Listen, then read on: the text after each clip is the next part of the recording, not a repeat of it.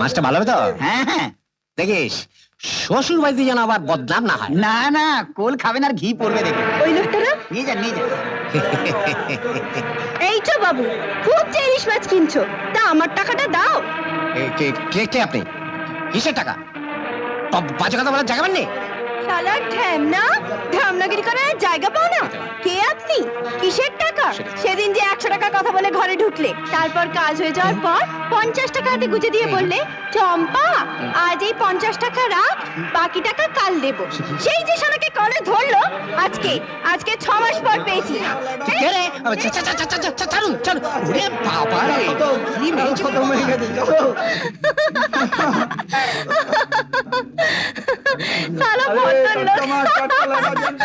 আরে চম্পা, তোদের ব্যবসা দিয়ে ধার বাকি চলে নাকি? আরে সারা দেশটাই যখন ধার বাকিতে চলছে, আমি তখন চাই